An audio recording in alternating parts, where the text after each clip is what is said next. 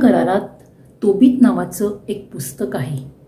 2 कुटुंबाचा उपदेशात्मक मजकूर या पुस्तकामध्ये आपल्याला दिलेला आहे. देव न्यायी आहे हे सिद्ध करताना दुःख ही आपल्या जीवनाची शिक्षा नसून परीक्षा आहे. आस्तिकाला देवावर विश्वास ठेवण्याची गरज आहे असे ह्या पुस्तकामध्ये नमूद केलेले आहे. तोबीतच्या पुस्तकामध्ये आपल्याला प्रामुख्याने 2 स्त्री पात्रांचा उल्लेख आढळतो. पहिले स्त्री पात्र म्हणजे तोबीतची पत्नी हन्ना आणि दुसरे स्त्री पात्र म्हणजे तोबीतची सून तोबियस ह्याची पत्नी सारा, रघुवेल व यज्ञा ह्यांची मुलगी. आज आपण तोबीतची पत्नी हन्ना हिच्याविषयी जाणून घेणार आहोत. हन्ना ही एक धार्मिक स्त्री होती.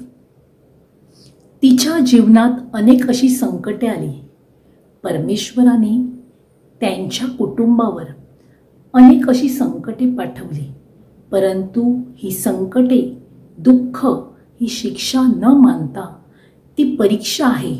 जीवनाच्या परीक्षेत आपल्याला पास व्हायचे आहे असे ठरवून हन्नाने सर्व कुटुंबाची जबाबदारी आपल्या खांद्यावर घेतलेली आहे असे आपणास दिसून येते.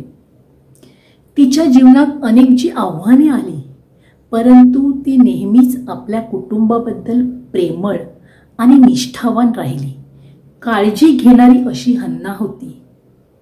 तिने आपल्या कुटुंबासाठी अनेक खास्ता खाल्ल्या.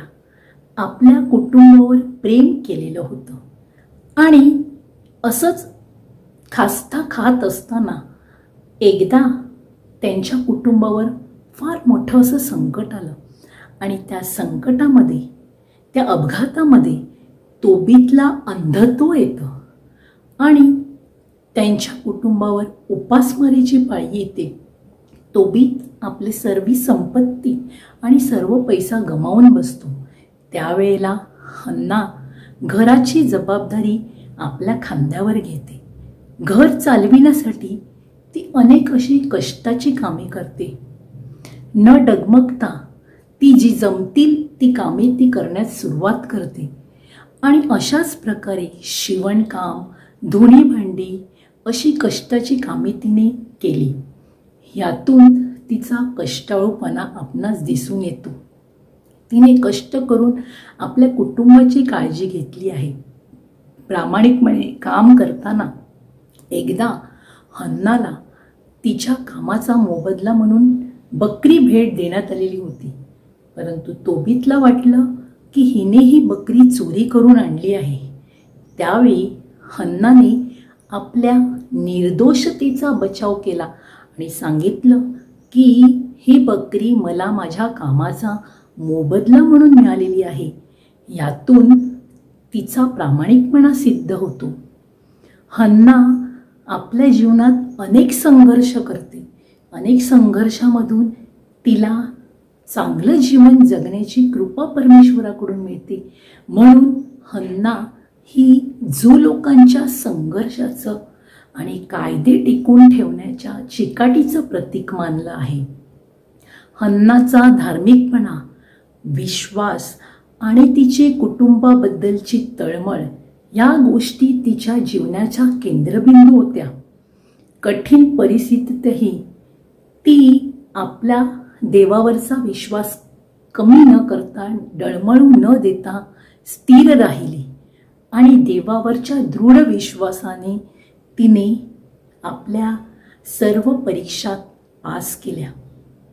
हन्नाची ही कथा तिच्या कुटुंबासाठी त्यागाचे आणि निष्ठेचे प्रतीक आहे.